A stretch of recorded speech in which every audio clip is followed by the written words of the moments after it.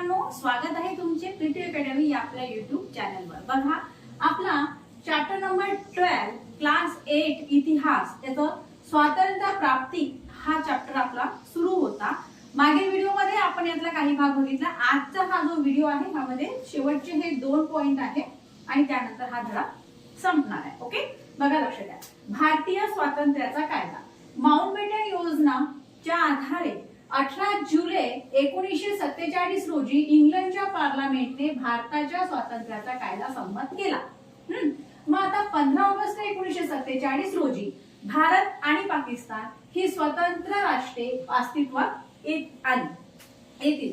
त्यानंतर त्यांच्यावर ब्रिटिश पार्लमेंटचा कोणताही अधिकार राहणार नाही। ओके, संस्थानावरील ब्रिटिशांचे स्वामित्व संपुष्टात येईल आणि त्यांना भारत अथवा पाकिस्तानात सामील होता येईल किंवा स्वतंत्र राहता येईल अशी तरतूद ह्या माउंटबॅटन कायद्यामध्ये अशी तरतूद ही भारतीय स्वातंत्र्याच्या कायद्यामध्ये करण्यात आली। ठीक आहे, मग झाली स्वातंत्र्य प्राप्ती। बघा, भारतीय स्वातंत्र्याच्या कायद्यानुसार मग 15 ऑगस्ट 1947 रोजी भारताला स्वातंत्र्य देण्यात आले आणि 14 ऑगस्ट 1947 च्या मध्यरात्री दिल्ली येथे संसद भवनाच्या सभागृहामध्ये संविधान सभेची बैठक सुरू होती। बघा इथे लक्ष द्या, मध्यरात्री 12चे टोळके पडले आणि भारताचे पारतंत्र्य संपले।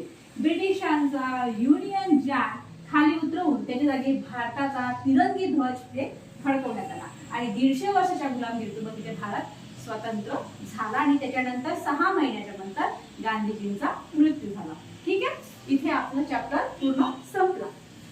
ठीक आहे ना, बघा लक्ष द्या, काय बघितलं आपण?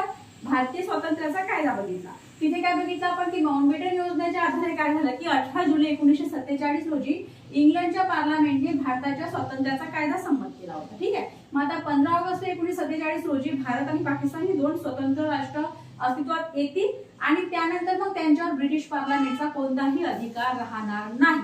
ठीक आहे, संस्थानावरील ब्रिटिशांचे स्वामित्व संपुष्टात येईल आणि त्यांना भारत अथवा पाकिस्तानामध्ये सामील होता येईल किंवा स्वतंत्र राहता येईल अशी तरतूद त्या कायद्यामध्ये करण्यात आली। मग झाली स्वातंत्र्य प्राप्ती। मग स्वातंत्र्य प्राप्तीमध्ये काय झालं की 15 ऑगस्ट 1947 रोजी भारताला मग स्वातंत्र्य देण्यात आले। 14 ऑगस्ट 47 च्या मध्यरात्री काय झालं की दिल्ली येथे संसद भवनाच्या सभागृहामध्ये संविधान सभेची बैठक सुरू होती। ठीक आहे ना, मग आता मध्यरात्री 12चे ठोके पडली आणि भारत स्वतंत्र झाला। भारताचे पारतंत्र्य संपले। ब्रिटिशांचा जो झेंडा होता तो काढून भारताचा तिरंगी झेंडा तिथे फडकवण्यात आला आणि 150 वर्ष गुलामीतून भारताचा पूर्णपणे स्वतंत्र झाला। त्याच्यानंतर 6 महिन्याच्या याच्यामध्ये आपले जे हे होते गांधीजी ते काय झालं त्यांनी आपल्या प्राणांचे मोल दिले। 6 महिन्यानंतर त्यांची हत्या करण्यात आली। ठीक आहे, इथपर्यंत झाला आपला चॅप्टर नंबर 12 संपला। आता आपण चॅप्टर नंबर 13 स्वातंत्र्य लढ्याची परिपूर्ती हा आपण कंप्लीट करून टाकू। हा झाला की मग महाराष्ट्र राज्याची निर्मिती। थोडे आहे, काही जास्त मोठे प्रकरण नाहीये, थोडे जाईल ते लगेच आपले संपून जाईल असं मला वाटते। ओके, चला थांबूया आपण इथेच।